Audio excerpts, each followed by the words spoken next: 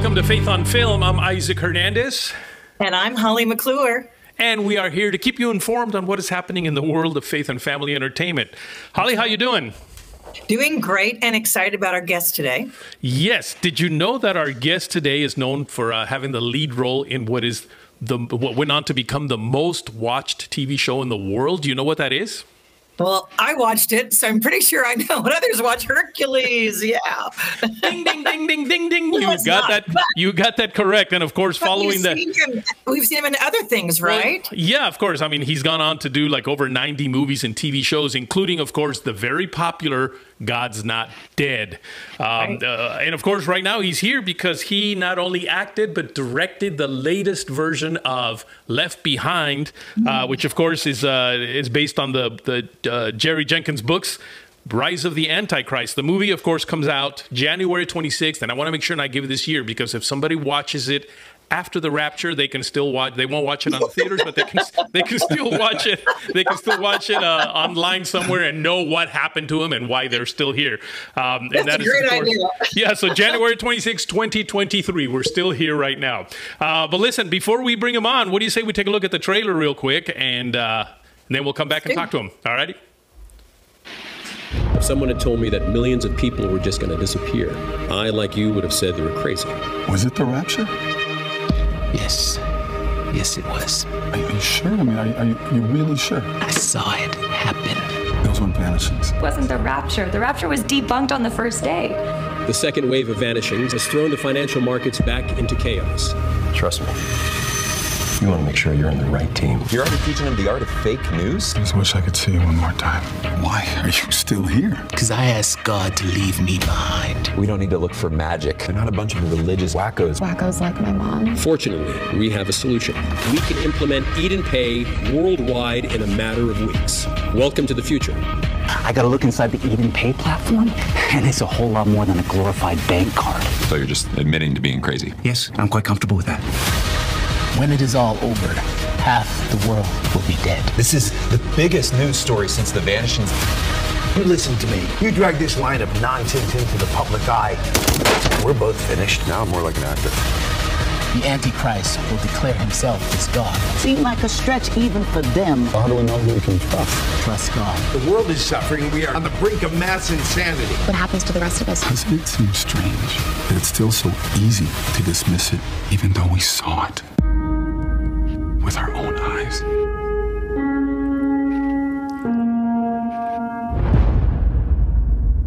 Kevin, welcome to Faith on Film.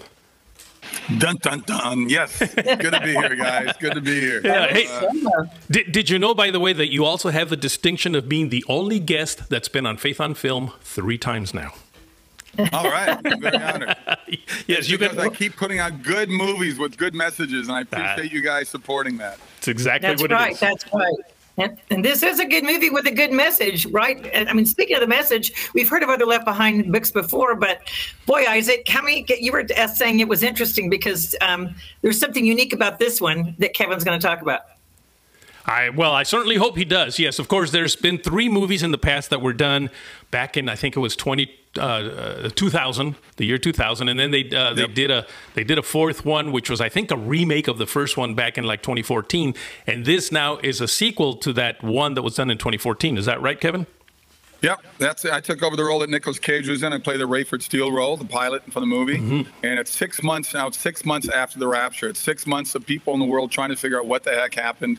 And, you know, the world is under chaos, but there's also people kind of waking up going, my gosh, I was wrong. And with my character, I realized that I didn't pay attention to what my wife was telling me all along, and even my son, because they were taken in the rapture. Right. So he starts really on a journey on his own to find out, you know, his own sort of quest to really figure out and what he needs to do to amend for his non-belief.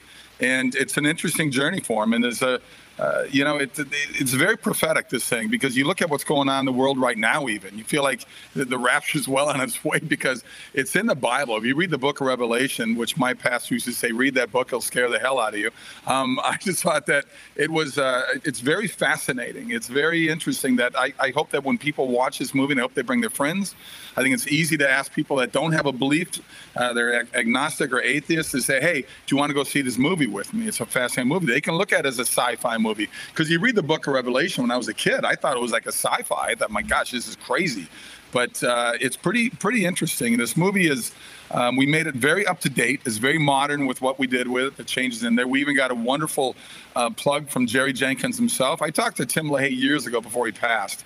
And I wish he was still around, but Jerry loved this movie. He said by far it's the best of all of them that's ever been done. So it is darker. I think that's an interesting element of it, that it's not sort of what past movies of it look like. And Neil McDonald's fantastic in it. Bailey Chase, Corbin Burnson. My wife did a great job in it. In fact, there's a scene I have with her that turned out far better. Even when I read the scene, I thought, oh, this is going to be a good scene. It turned out much better than I thought it was going to turn out. It's a very emotional, very touching scene. My son is in it. They loved him so much. They actually wrote him more parts in it, the writers.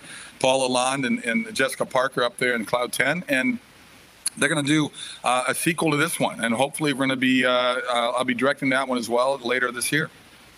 You know, speaking of directing, and you mentioned your wife and your son, how hard was it to direct yourself and your family? Is it hard being a director of your own, family? Well, I've done it before. I did it in Left Behind, not Left Behind. I did it in Let There Be Light, which did very well in theaters. That was at about 4 years ago. Had a 4-month run in theaters. And my wife and I have actually worked together in a number of the movies before and since, and we actually met on the set of Hercules back in the day. So we actually just celebrate our 25th wedding anniversary, which is, I told her in Hollywood, if you married someone 10 years, that's like a golden anniversary in Hollywood years. So. It is. And if it's 25, it's considered a miracle. You're in that category. Oh my gosh, it's a miracle. Unless you married 4 or 5 times, and maybe it adds up to 25. Exactly. Good for you guys. Good for you. Yeah. Now, Kevin, what ultimately drew you to want to do this movie when you read the script? I read the book years ago, and actually, it's kind of a weird full circle for me, because I've known Dallas Jenkins for a long time, who's just doing amazing work with The Chosen right now. And back in 2010, he gave me a script, and he just wanted me to read it. We were friends back then. He said, hey, I got a script, and think your thoughts. I read it on an airplane. I was laughing. I was crying. It was a very wonderful script. And I said, who's playing Pastor Ben in this movie? He said, well, I got this guy and that guy. I said, no, I'm playing it. He says, man, I can't afford you. And I said, pay me scale. Pay me whatever this SAG union says is the lowest you can pay somebody to act in a movie, because I love this movie. And actually, you mentioned God's Not Dead. Well, What If is written by Chuck and Kerry, the same guys who did God's Not Dead. In my book, What If is a far better movie. The trouble with these independent movies, I don't have a $100 million James Cameron budget to promote my $300 million movie like he does. We need word of mouth. And I highly recommend people love God's Not Dead. Please watch What If. But Jerry Jenkins actually funded that movie. Dallas Jenkins directed it. And then now I'm doing Jerry Jenkins movie about one of his books. So this is an honor for me to be part of his family. And when that movie came out in 2014 that you mentioned with Nicolas Cage, they got inundated. When I say they, Paul Lalonde up there at the Cloud 10, the company out of Toronto that owns all the rights to the books.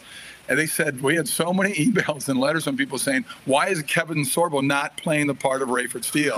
So they came to me 8 years ago. Wow. And 2 years ago, they said, okay, we're finally ready to get this movie made. So I directed it and started a year ago at this time. And now it's done, and now it's coming out in theaters. And we need people to go to leftbehindmovie.com, leftbehindmovie.com. Shows you the trailer that you just saw. It shows you the theaters of where it's showing near you. We got 1,500 screens in America. So please support this movie so it stays in theaters longer than a weekend, okay? Because absolutely. We need this message out there to as many people as we can get. So please tell your churches, tell your religious leaders, get people to go and put those butts in those seats. Absolutely. Years ago, Kevin, I interviewed Kirk Cameron and was involved with promoting the first Left Behind, and seeing how that was done. Seeing this one, like you mentioned, touched on earlier before, it is more believable today than it was years ago for all that we've got technology-wise, for how the government, they're turning on Christians, for what's happening. This is, don't you believe, ripe for the times?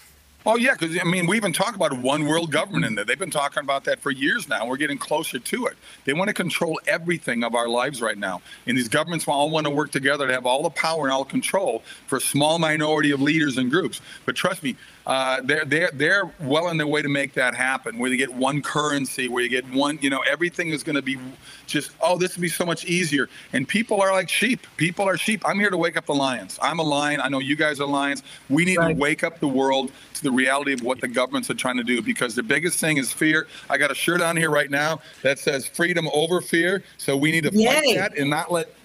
You saw what they did with COVID. They use fear as a weapon to control our lives, and we can't let that happen.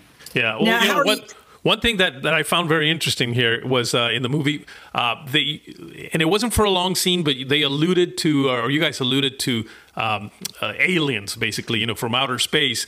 Sure. And I was thinking of how in the past year or so, there's been a lot of chatter about, suddenly about aliens and, aliens being spotted here, and the government has been keeping secrets, but now it's coming out, sort of already preparing us for what you guys talked about in the movie, that the people will say, oh, the vanishings are just aliens that came and took the people. So I thought that was very interesting.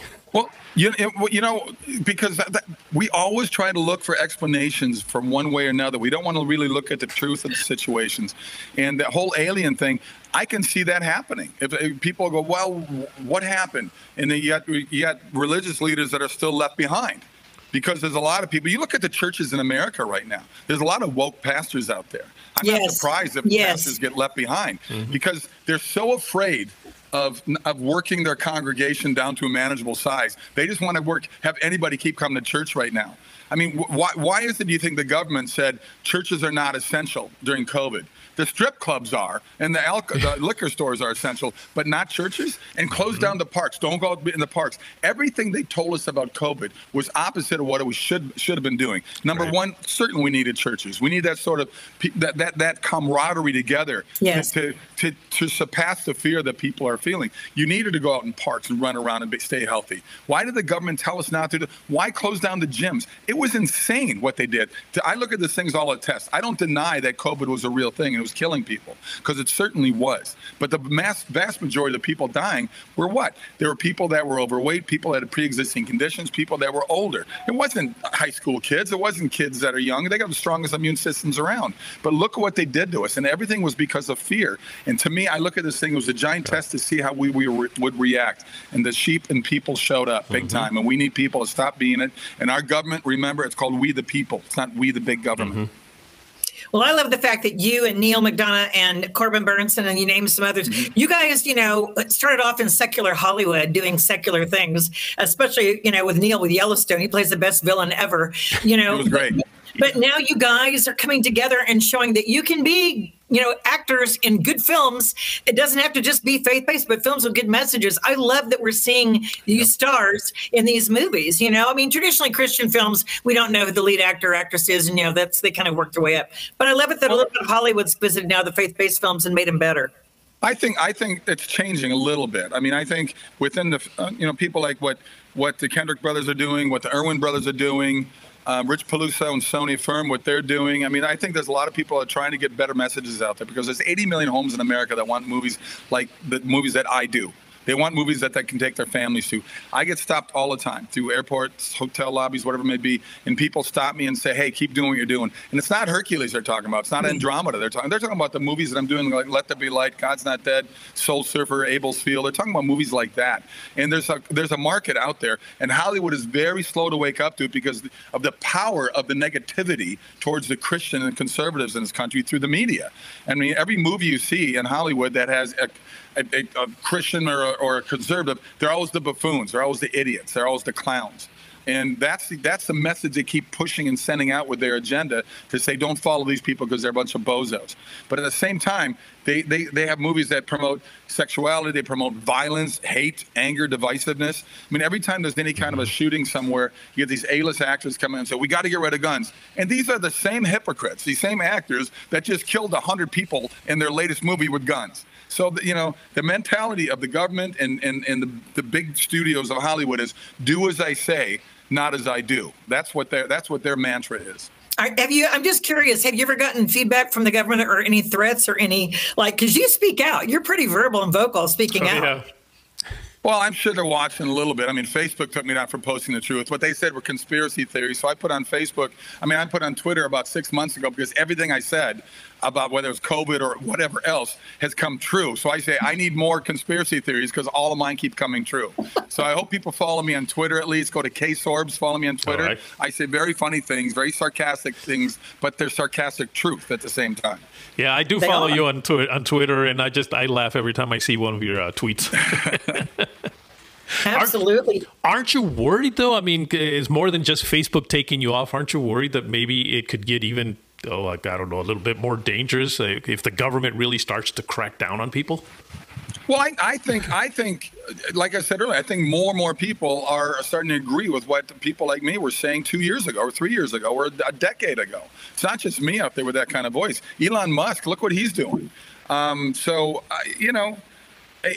trying to do movies that give somebody an alternative and that have, what Hollywood used to do. Movies that had love and hope and faith and redemption and laughter in it. They don't want to do those anymore. Everything they deal with just deals with very evil things. It's just dark and evil, and people live sad lives. And I think that's what you get, like on Twitter. I've got a lot of followers on Twitter, but I get the same 10 robots and trolls that attack me every time. And I feel sorry for these guys because these are people who look in the mirror every day and hate what they see. They do not like who they are, do not like how their lives turned out. So they attack you, they attack me because they're hoping they can drag us down the black hole that they live in. Because all their anger and hate does towards other people is make them more angry and more hateful. And that's what a sad way to live every day like that. I mean, what a horrible way to live with no hope in your life. Another positive thing that you and Sam do is you speak up for homeschool. And I love that because I think more and more people in this nation too, as well as politically and for other reasons, are pulling their kids out of school and homeschooling. That's where the fear of the COVID thing backfired on them because they didn't think about that. A lot of parents woke up to how bad our public schools are. Even though they probably knew it, they just didn't want to admit to it. So it really exposed how horrible it is right now and the agendas they're pushing on our kids.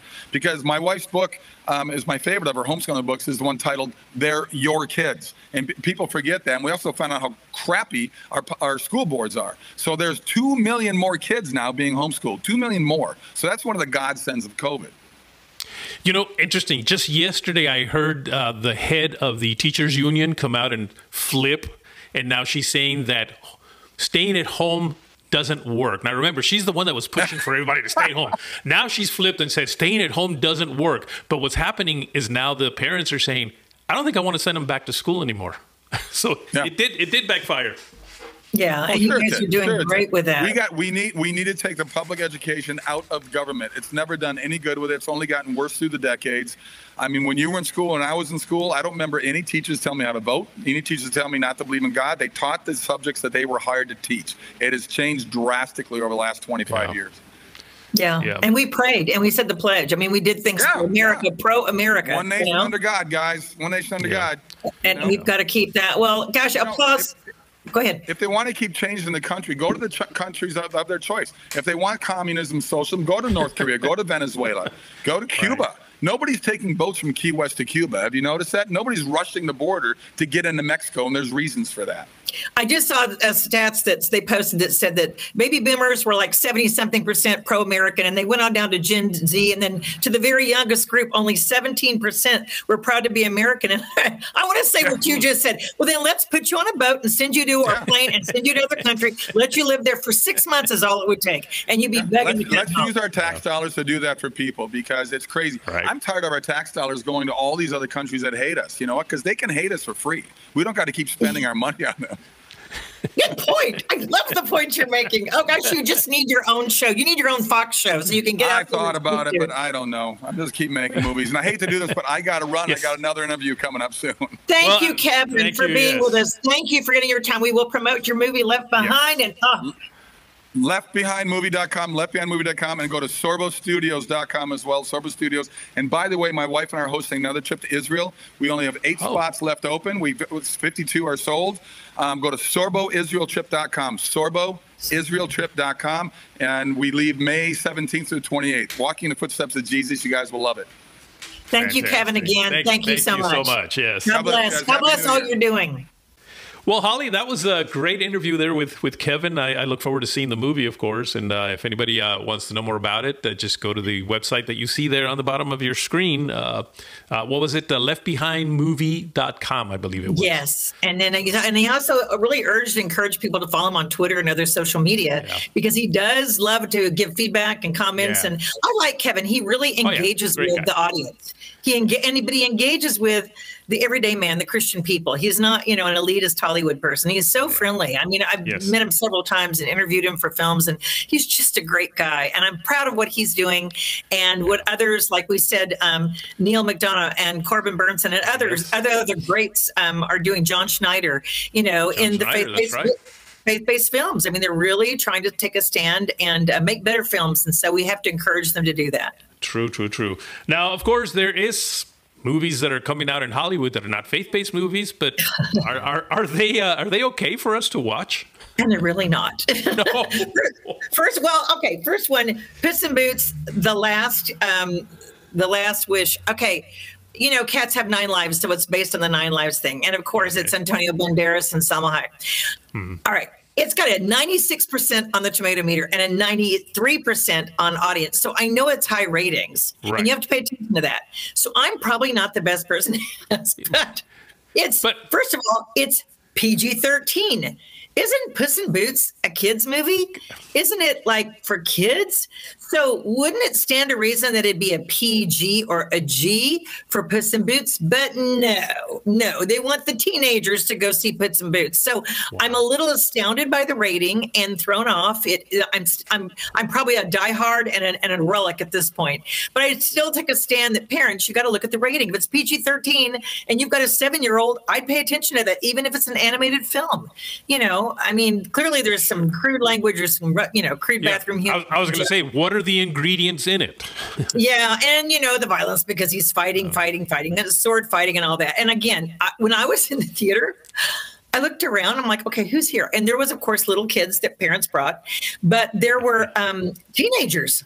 And I was surprised, like several groups of like 12, 13, 14, 16 preteens and teens that came to watch us. And I'm thinking, why would they want to come see this movie? And then I think there's a loyalty to Antonio Banderas. And I think it's that if they watched it as a kid, they want to follow it all the way through. Maybe that's it, because I really don't understand the appeal. But anyway, not one of my favorites. What else? Well, okay, I'll tell you another one that's really not my favorite. So again, you guys may like the Puss in Boots. You might like that, okay? Because it was me. It's not my favorite animation. Kind of tired of the story. Okay, one more time. Let's go back. Let them fight. Blah blah. It's like a Hallmark movie. You can predict every scene. But the thing that I saw that I thought, okay, I really want to go see. I know the ending. The Whitney Houston. I Want to Dance with Somebody. Okay. This is rated PG-13. I had a little bubble burst because I did not realize that Whitney Houston had a gay relationship. And I did not realize that her first relationship sexual was with a woman, and that became her friend who followed her through the early part of her career and who got her on drugs and at the very, very beginning on some things. And then she stayed with her till she married Bobby. And of course, then when she married Bobby, it got even worse. And then they had a feud, and it was like all this drama. And the good thing is, if you love Whitney Houston songs, which I do, I took my daughter to a Whitney Houston concert when she was 7 years old, and she took flowers down to the stage, and Whitney came over and said, "Thank you, my dear," and picked up the flowers and said, "Thank you." And she was singing. So I personally had this great touch connection where I'm like, okay, and of course reviewed all her movies and, Bodyguard and everything else. So I thought, okay, I'll go see this movie. I know how it ends, but hopefully there's some good things in it. And when it was over and over, the drug use and then the sexual things and the heat that she got in the press, which clearly I was oblivious to that at the time, I guess, it was sad. And Isaac, I walked out of there and I got in my car, and I'm not kidding you, I started kind of crying. I'm like, why am I crying? I know the ending to this. And I think it was weeping for what could have been, weeping for how she loved the Lord, because it did touch on how she loved God, and it did touch on how she kept trying to go back to that. And the world kept pulling her back in, and evil kept pulling her back in, and the choices she made kept pulling her back in. And I think that's what made me teary-eyed and so sad, is that so many people are sucked into that life and thinking, oh, this is glamour. And, if the big Whitney Houston, we knew some of her story, but to find out the rest of that, I just thought it was a sad commentary on her life. And you don't walk out of there going, well, I feel better. Well, I'm happy. I'm glad I saw that movie. The only thing you like is hearing the songs, but it's overshadowed. Stanley Tucci is in it. You know, of course, he plays Clive Davis. At the very end, Clive Davis, I guess, had a homosexual relationship. So they're showing her walking in and he's with a guy in his living room, not sexually, but it was just like, you get so hammered with it in so many movies and so many things these days. I just was exhausted, and it left me feeling drained and sad. So would you say that they just focused too much on the negative part of it and not, because there must have been some positive things in her life? Well, they showed her getting #1 hits, and she had the most #1 of, the Beatles. They showed her climbing the charts. You know, you heard all the songs, I Want to Dance. You heard how she chose the songs. You heard her say, he said, I've got a little movie called, Bodyguard. And she's like, I don't want to do this movie. And she threw it on the ground. And then he goes, yeah, Kevin Costner stars in it. She picks it up and goes, okay. Kevin Costner, wanted her and chose her. And they don't show Kevin. They show a clip of him as if she's filming a scene in the other room. And he's on the screen like they're filming a scene, and then she's doing drugs in the other room. Wow. So it just overshadowed by that. So I would say don't go see that. You've already seen it on bios. You've already seen it on TV. Okay. You've already seen it in documentaries. All right. Well, I do want to talk about something real quickly here before we end the show that is sad, but at the same time, it's actually exciting. And that is the fact that we recently lost what I call a general of the faith, and that was, of course, Pastor Jack Hayford. I had the opportunity of working with him quite a bit, actually, several times when I was at TBN, whether he was a guest on Praise the Lord or actually he would host Praise the Lord from time to time. And I got to tell you, he was a wonderful man. So we certainly are going to miss him here, but it's great that he's joining so many other generals that have gone on really in the past 5 years or so. A lot of them are heading home. And you said it's exciting. I looked more of it as like a happy homecoming for him. He gets to go home and be with the Lord. I interviewed him back when I was on KKLA in the 90s, and then did some other shows. I had him on to interview and then met him, of course, went to his church. You're right, Isaac. He was such a sweet, kind man, such a gentle spirit when you talked to him. And he looked right at you when you spoke to him. He would look at you. And it's sad for us because, like you said, all the generals are leaving. Who's left to lead us, Isaac? I'm not sure there's anybody that is going to step up to the plate, which, we just interviewed Kevin about the movie Left Behind. I think maybe we need to have that rapture happen pretty soon because I don't know that there's anybody left.